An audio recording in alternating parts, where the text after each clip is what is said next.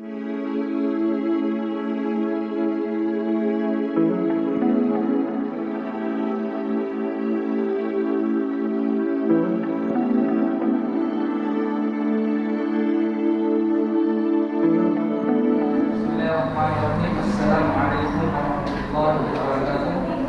Waalaikumsalam warahmatullahi wabarakatuh.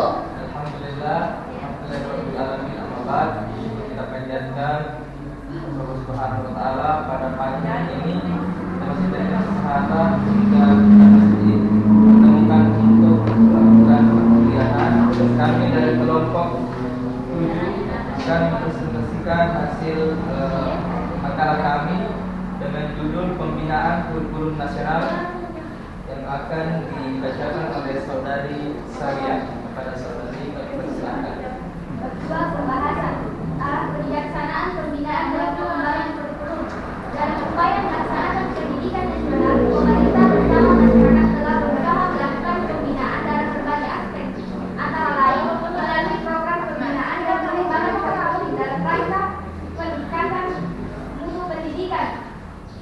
Adapun langkah-langkah kebijaksanaan pembangunan pendidikan dasar dan menengah khususnya dalam upaya pembinaan dan pengembangan kurikulum adalah yang pertama, meningkatkan kebudayaan akademik sesuai dengan nilai-nilai Pancasila.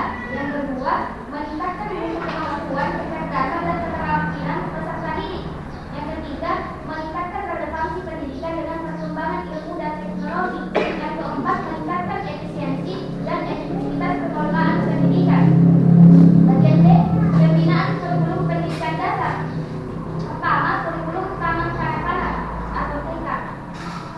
Tujuannya ialah meletakkan dasar-dasar ke arah perkembangan sikap, pengetahuan, keterampilan, dan daya cipta yang diperlukan arah hidup di lingkungan masyarakat. Yang kedua, memberikan bekal kemampuan dasar umum memasuki jenjang sekolah dasar.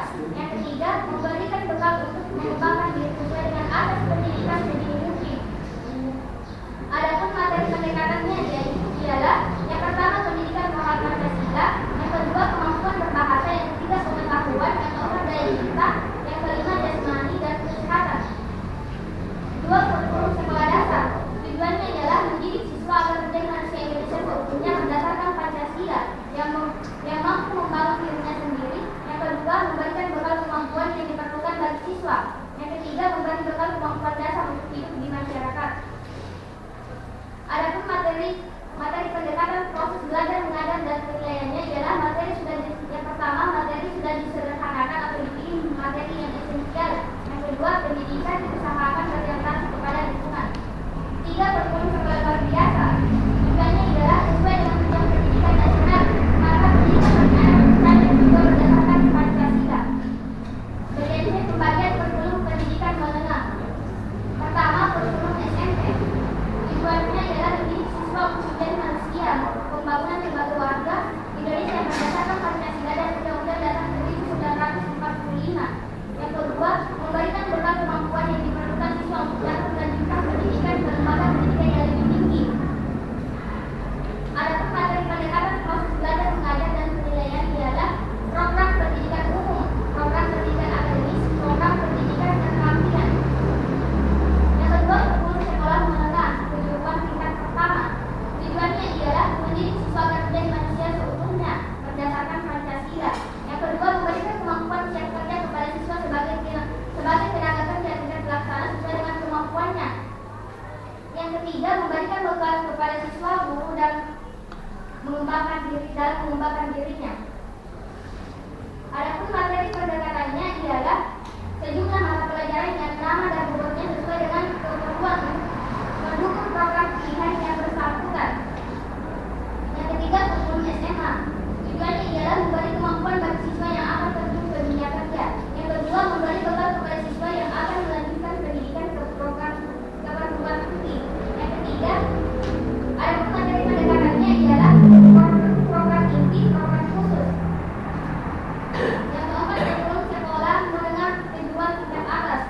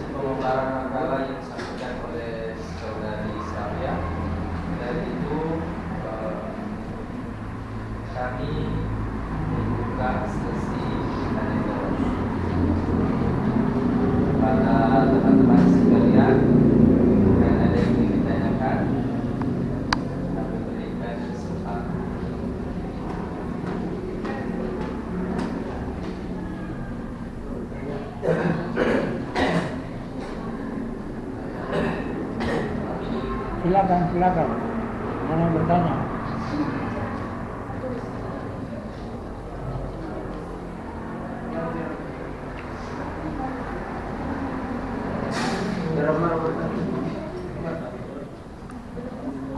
Silakan, Ki.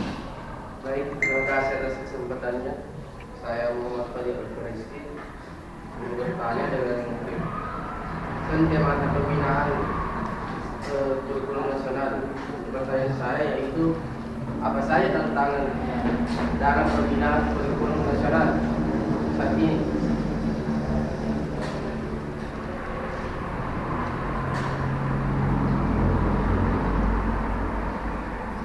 Masih ada yang lain?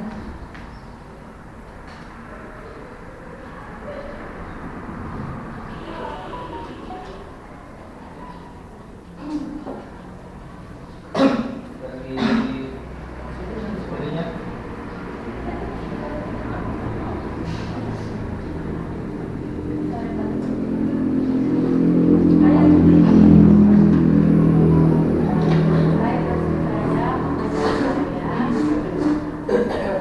apa peran Kementerian Pendidikan pada pembinaan?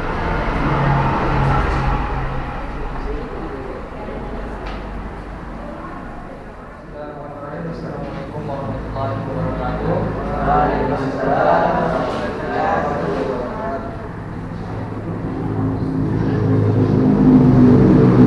Oke, kami akan menjawab pertanyaan dari saudara Fadil yang bertanya apa saja tantangan dalam pembinaan kurikulum nasional saat ini.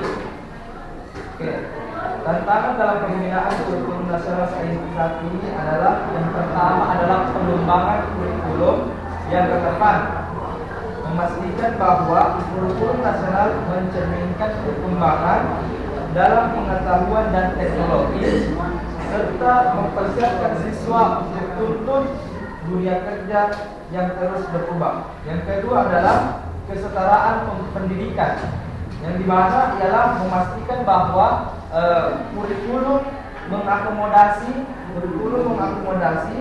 berbagai jenis siswa, termasuk mereka dengan kebutuhan khusus dan latar belakang yang beragam. Yang ketiga adalah keterlibatan stakeholder, mendengar masukan dari guru, dari orang tua, siswa, dan komunikasi pendidikan dalam pengembangan kurikulum. Lalu kemudian yang keempat adalah penilaian yang sesuai. Membangun sistem penilaian yang memberikan gambaran yang akurat tentang kemajuan siswa dan aktivitas dan efektivitas kurikulum. Lalu yang kelima adalah integrasi teknologi. Integrasi teknologi merupakan mengintegrasi teknologi dalam pembelajaran sesuai dengan perkembangan teknologi yang cepat. Lalu yang keenam ada yang dibilang fleksibilitas kurikulum, meningkatkan fleksibilitas untuk memungkinkan pendidikan yang lebih personal. Lalu yang ketujuh adalah pelatihan guru itu tersendiri, ya, memberikan pelatihan kepada guru yang memadai kepada guru untuk mengajar dengan menggunakan kurikulum yang baru atau yang telah diperbarui. Jadi guru dilatih untuk mengembangkan kurikulum, entah itu kurikulum yang baru atau kurikulum yang telah ada sebelum itu. Mereka akan dilatih untuk mengembangkan kurikulum tersebut. Yang kedelapan adalah evaluasi dan perbaikan. Ya, berkelanjutan menerapkan proses evaluasi yang berkelanjutan untuk memperbaiki dan memutakhirkan kurikulum sesuai dengan kebutuhan pendidikan tersebut. Mungkin itu saja. Ya, assalamualaikum warahmatullahi wabarakatuh.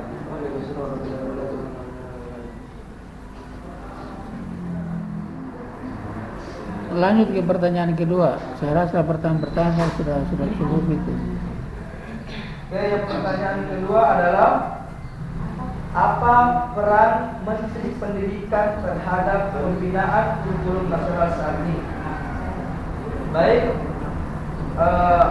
saya rasa Menteri Pendidikan sangat berperan dalam pembinaan kurikulum nasional saat ini. Yang pertama adalah kepemimpinan Menteri Pendidikan sangat bertanggung jawab atas perumusan dan implementasi kebijakan pendidikan termasuk pengembangan kurikulum nasional. Mereka memberikan arahan dan visi dalam pengembangan kurikulum yang relevan dan berkualitas. Lalu kemudian yang kedua adalah pengawasan. Setelah tadi kepemimpinan, lalu kemudian mereka melakukan pengawasan. Menteri Pendidikan memiliki kewenangan untuk mengawasi proses pengembangan dan implementasi kurikulum nasional, memastikan bahwa itu sesuai dengan standar pendidikan yang ditetapkan. Lalu kemudian peran ketiga adalah kolaborasi. Kolaborasi Menteri Pendidikan bekerja sama dengan berbagai pihak kepentingan, termasuk guru itu sendiri, lembaga pendidikan dan pakar pendidikan, untuk memastikan kurikulum mencerminkan perkembangan terkini dan kebutuhan siswa. Lalu yang keempat adalah perumusan kebijakan. Nah, Menteri Pendidikan sangat berperan dalam merumuskan kebijakan pendidikan yang mendukung pengembangan kurikulum yang efektif, merupakan juga dapat menetapkan standar pendidikan yang harus dipatuhi. Lalu yang kelima adalah evaluasi dan pembaruan. Dan yang keenam adalah komunikasi, di mana Menteri Pendidikan bertanggung jawab untuk berkomunikasi dengan masyarakat, guru dan berbagai pihak tentang perubahan dan perkembangan dalam kurikulum nasional itu tersebut. Jadi Menteri Pendidikan harus melakukan komunikasi kepada masyarakat, guru, jika ingin mengembangkan kurikulum tersebut atau ingin merubah kurikulum tersebut. Tidak boleh Menteri Pendidikan tidak berkomunikasi dengan guru masyarakat. Tidak boleh langsung merubah kurikulum tanpa adanya komunikasi tersebut. Mungkin tadi yang dapat saya sampaikan, kurang dan lebihnya mohon dimaafkan. Masih ada yang bertanya?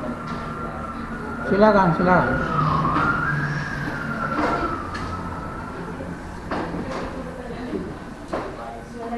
Assalamualaikum warahmatullahi wabarakatuh.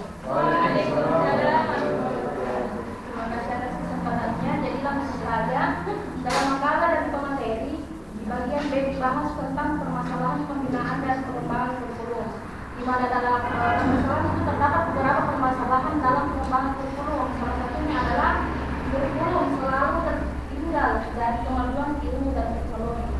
Bisa kita lihat sekarang bahwa perbandingan teknologi antara sekolah yang ada di kota dengan sekolah yang ada di kampung itu sangat jauh berbeda. Ada yang sudah maju teknologinya dan ada yang masih sangat tertinggal jauh. Jadi bagaimana menurut dari pemakalah? Karena ini kurikulum sudah berganti-ganti. Maksudnya misalnya dari kurikulum K13 ke kurikulum Merdeka seharusnya sudah efisien dong, sudah merata semuanya dong. Jadi bagaimana pendapatnya pemateri tentang hal tersebut? Terima kasih. Wassalamualaikum warahmatullahi wabarakatuh.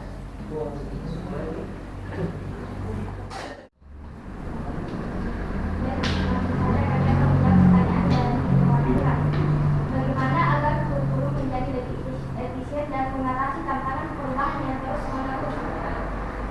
Ada beberapa langkah yang dapat diambil. Yang pertama yaitu evaluasi teratur. Lakukan evaluasi berkala terhadap kurikulum untuk mengidentifikasi komponen yang perlu diperbaharui atau ditingkatkan. Evaluasi ini harus melibatkan para pemangku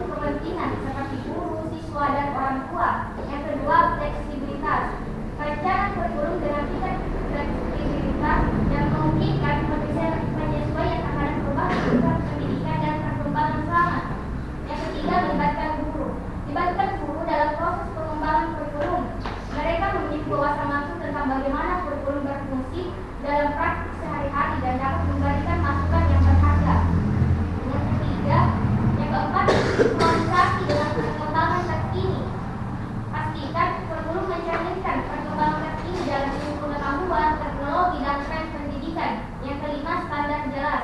Tetapkan standar yang jelas untuk kurikulum sehingga semua pihak dapat memahami tujuan dan harapan yang ingin dicapai. Yang keenam, pelatihan guru yang adekuat. Pastikan guru memiliki pelatihan yang cukup untuk mengajar dengan efektif menggunakan kurikulum yang baru atau yang telah diperbaharui. Yang ketujuh, evaluasi berkelanjutan. Selalu lakukan pemantauan dan evaluasi terhadap implementasi kurikulum untuk memastikan bahwa tujuan pendidikan itu tercapai. Yang kedelapan, komunikasi yang terbuka. Yang kesembilan, kontinuitas. Cobalah untuk menjaga kontinuitas dalam perubahan kurikulum sehingga tidak ada perubahan drastis yang mengganggu proses pendidikan. Dengan mengambil langkah-langkah ini, kurikulum dapat menjadi lebih efisien dalam mengatasi perubahan yang terjadi seiring berjalannya waktu. Pertanyaan yang muncul begini sekarang, apakah kurikulum yang dikembangkan itu sudah sesuai dengan harapan masyarakat atau belum? Ini jangan kita cuma bicara di kota, di daerah, di kota. Apakah kalau kita bicara tentang kurikulum, berarti kita bicara tentang masa depan. Harusnya orang dengan adanya kurikulum itu, setelah dia belajar dalam proses pendidikan lewat pemberian materi pelajaran lewat kurikulum, maka akan ada perubahan pada dirinya. Minimal dia bisa merubah taraf hidupnya. Kira-kira kurikulum yang dikembangkan sekarang ini sudah menjanjikan itu atau belum? Hah? Ini yang jadi masalah. Kita dari tahun ke tahun, dari satu periode menteri ke periode menteri yang lain, selalu dilakukan perubahan kurikulum. Tapi saya tidak pernah melihat guru-guru dilibatkan terkait dengan rencana untuk perubahan kurikulum itu sendiri.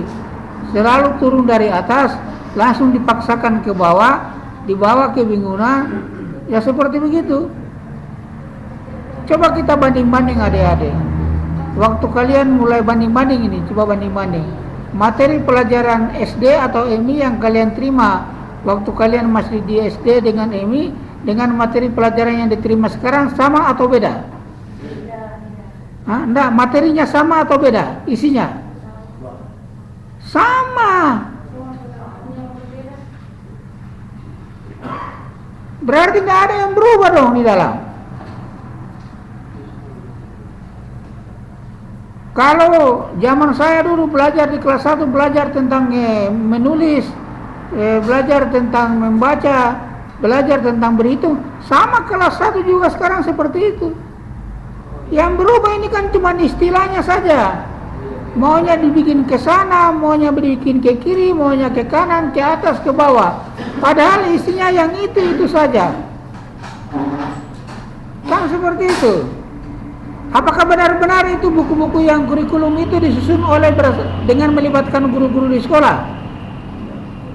Nah, ini yang jadi persoalan besar di negara kita ini. Pengembangan kurikulum itu tidak lagi disesuaikan, mengacu, melibatkan elemen yang paling bawah yang merasakan apa persoalan kurikulum. Selalu muncul dari atas, langsung dipaksakan ke bawah. Baru kemudian bikin kegiatan pelatihan guru kiri kanan. Ada guna-gunanya. Karena saya lihat tidak karena pernah materi tentang tahara yang saya terima waktu saya masih sanawiyah dengan materi tahara yang diterima sanawiyah zaman sekarang, saya lihat isinya sama kok, tidak ada berubah. Lalu pertanyaannya, perubahan kurikulum itu apa tujuannya kira-kira? Proyek?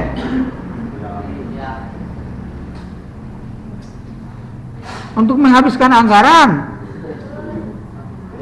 Tidak ada perubahan. Karena kunci dari sebuah kurikulum itu adik-adik sebenarnya supaya terjadi perubahan kesejahteraan hidup masyarakat. Jadi dengan masyarakat dididik dengan lewat pembelajaran, lewat kurikulum, dengan lewat mata pelajaran, nanti peserta didik itu punya bekal pengetahuan, dia merubah masa depannya. Jangankan kita bicara level S1, SD, SMP, SMA. Sekarang S2, S1, S2. Saya tanya kalian, Setelah selesai kalian S1, kalian tahu mau ke mana? Masa depan apa yang kalian bisa dapatkan? Nah, jelas. Ini pemerintah genjot, buka prodi di mana-mana, buka perguruan tinggi, buka program studi. Tapi ujung terakhirnya kita sendiri tidak tahu. Ini yang jadi persoalan.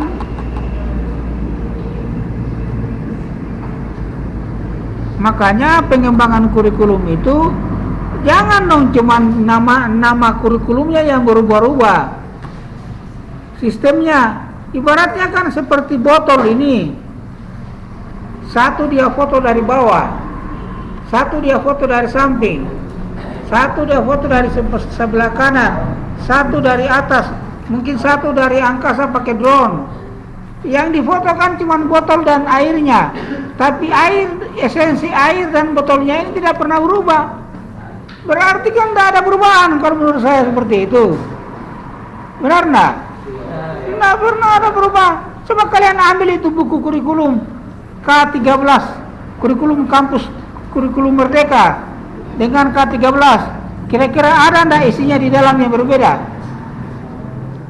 Sama, hanya sistemnya saja, caranya saja mau diutak-atik mesti pakai begini lagi. Mungkin tadinya jalan pakai motor RS King, mungkin diganti lagi pakai motor Thunder misalkan. Seperti itu. Ini kan yang seperti ini yang terjadi. Akhirnya kita ketinggalan zaman. Dulu tahun 70-an, 80-an, 90-an orang Malaysia, orang di Asia Tenggara datang belajar di Indonesia. Sekarang kita yang pergi belajar sama mereka. Padahal penduduk kita nomor 4 terbesar di dunia. Harusnya kalau dari segi fisik, ini kalau berkelahi, ini 1 lawan 1 ini, kita yang sudah harus minimal bisa bersaing lah. Karena urutan nomor 4. Tapi malah kita kalah dengan Singapura, kita kalah dengan Malaysia dari segi mutu pendidikan. Kenapa? Karena yang dikembangkan bukan betul-betul demi untuk meningkatkan kesejahteraan rakyat, tapi hanya menjalankan program yang kita tidak tahu ujung pangkalnya sampai di mana. Seperti itu. Itu yang terjadi. Itulah kelemahan kurikulum itu. Karena tidak ada perubahan isi. Yakin dan percaya. Kita periksa kurikulum 75 belajar tentang tahara yang materinya sama saja. Kurikulum KBK, kurikulum berbasis kompetensi, materinya tentang tahara sama juga isinya. Datang KTSP, bahas tentang tahara di sanawiyah, sama juga materinya, tidak ada perubahan. Datang K13, sama juga, embel-embelnya saja yang dibuat, tapi isinya juga sama. Sekarang kurikulum kampus Merdeka, isinya juga bicara tentang tahara, tetap sama. Harus mulai dari cuci tangan, kumur-kumur, mencuci hidung, basuh muka, tidak terbalik mulai dari kaki, putar ke kepala, ada. Berarti pertanyaannya apa yang dirubah sebenarnya ini? Apa yang dirubah? Sistem kalau tidak bisa memperbaiki mekanisme isi, yang kita butuhkan kan isinya, bukan sistemnya. Maka itu akan sia-sia seperti itu. Jadi masalah kurikulum ini seperti itu. Yang terjadi tidak ada perubahan isi. Yang ada hanya utak-atik sistemnya, mau dibikin kayak begini, mau dibikin kayak sana. Ibarat mobil itu, tadinya mungkin rodanya dibikin cuma 4, ditambah lagi rodanya tambah 2, tambah tidak jelas lagi seperti itu. Jadi pada prinsipnya kurikulum kita, kendala terbesarnya adalah karena tidak pernah melibatkan elemen terbawah dalam perumusan kurikulum. Adakah pernah kalian lihat studi banding? Sebelum kurikulum mau dirubah, ada dikirim studi banding ke sekolah-sekolah yang dilakukan oleh pemerintah? Kan tidak ada. Sama-sama mereka di atas yang rapat bicara begini, langsung bikin perubahan kurikulum. Tidak pernah melibatkan yang di bawah. Akhirnya yang modelnya seperti begini. Malah sekarang yang kalau kita lihat fakta di lapangan, guru itu bukan disuruh untuk mengajar, dibikin pusing untuk mengajar. Kenapa saya bilang dibikin pusing untuk mengajar, disuruh bikin perangkat, disuruh bikin analisis butir soal, disuruh bikin laporan bulanan, ya banyak sekali lah. Sampai guru sendiri kadang sudah menyerah, dia bilang kalau begini lebih pensiun saja dari guru. Kenapa? Mereka sudah mulai merasa tidak ikhlas mengajar. Kenapa? Terlalu banyak aturan. Sementara esensinya siswa sendiri faktanya banyak nilainya tidak maksimal. Kalau kita buka rapornya anak-anak itu, tinggi-tinggi nilainya itu. Tapi coba ditanya gurunya, Bu, benar ini nilainya sudah sesuai dengan kemampuan siswa? Apa kata gurunya? Banyakan didongkrak itu, Pak.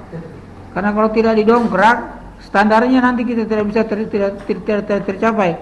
Karena KKM dinaikkan, akhirnya nilai juga dinaikkan. Kalau zaman saya masih ada nilai 5, nilai 6. Sekarang mana mau dapat lihat nilai 5 dengan nilai 6? Kenapa kalau KKM-nya dikasih naik 75, berarti nilai terendah minimal 75. Kan seperti itu. Oke, masih ada pertanyaan? Kenapa? Silakan. Seperti yang Ustaz katakan bahwa kurikulum itu sistemnya hanya diatur oleh Pak Pemimpin di sana. Misalnya yang sana berarti percuma dong teori yang disebutkan di komunikasi bahwa ini upaya untuk memaksimalkan kurikulum seperti misalnya evaluasi dan sebagainya, fleksibilitas. Percuma dari itu semua Ustaz, karena keputusan yang kemudian hari itu hanya diputuskan sama mereka-mereka yang ada di sana dari sana. Jika dibaca di ini kemudian ada di bawah. Bagaimana menurut Ustaz? Apakah ini kurikulum? Hapuskan saja supaya pendidikan itu bisa berjalan. Tidak bisa juga, kita tetap butuh kurikulum. Hanya persoalannya jangan terlalu pemerintah otoriter dalam membuat kebijakan kurikulum. Betul-betul kurikulum mau dirubah itu memang sesuai dengan kebutuhan. Kalau belum dibutuhkan jangan dipaksakan, kan seperti itu. Karena terlihat kan sepertinya dipaksakan toh. Bikin rancangan kurikulum baru, kita tidak tahu siapa yang buat rancangannya. Langsung bikin di pelatihan kiri kanan. Tahu begitu juga. Seperti sekarang contoh, sarjana yang nganggur ribuan, yang diangkat malah yang masih mahasiswa jadi guru penggerak, kan begitu? Logis enggak kira-kira? Mana yang lebih besar, yang lebih bagus kapasitas ilmunya? Yang masih kuliah atau yang sudah selesai? Harusnya yang sudah selesai. Kalau mau bikin guru penggerak, jangan ambil dari yang masih mahasiswa, dia belum selesai, ambil yang sudah selesai, seperti itu. Ini fakta-fakta yang titik-titik kelemahan daripada kurikulum seperti itu. Jadi memang kendalanya di situ. Silakan baca kesimpulan makalahnya. Kesimpulannya adalah kurikulum mempunyai kedudukan yang sentral dalam seluruh proses pendidikan. Kurikulum mengarahkan segala bentuk aktivitas pendidikan demi tercapainya tujuan-tujuan pendidikan. Yang kedua, adanya rancangan kurikulum merupakan ciri utama pendidikan di sekolah. Kurikulum juga merupakan bagian yang tak terpisahkan dari pendidikan atau pengajaran. Yang ketiga adalah langkah-langkah kebijaksanaan pembangunan pendidikan dasar dan menengah, khususnya dalam upaya pembinaan dan pengembangan kurikulum, yaitu yang pertama adalah dalam rangka meningkatkan mutu kemampuan, kecerdasan, keterampilan peserta didik. Yang ketiga adalah dalam rangka meningkatkan relevansi pendidikan dengan perkembangan ilmu dan teknologi. Yang keempat, dalam rangka meningkatkan efisiensi dan efektivitas pengelolaan pendidikan. Selanjutnya adalah langkah-langkah yang dilaksanakan dalam menangani permasalahan kurikulum. Yang pertama, kurikulum pendidikan nasional harus menjamin terselenggaranya sistem pendidikan, meningkatkan mutu kehidupan dan lingkungan masyarakat Indonesia. Yang kedua, kurikulum pendidikan nasional memperhatikan tingkat perkembangan jiwa, kecerdasan peserta didik. Yang ketiga, perlu diciptakan sistem informasi yang dapat mengkomunikasikan perkembangan pelaksanaan kurikulum pada berbagai daerah di seluruh tanah air. Dan yang terakhir, mencukupi fasilitas pendukung pelaksanaan kurikulum baik oleh masyarakat maupun pemerintah. Baik, itulah hasil pemaparan makalah kami dari kelompok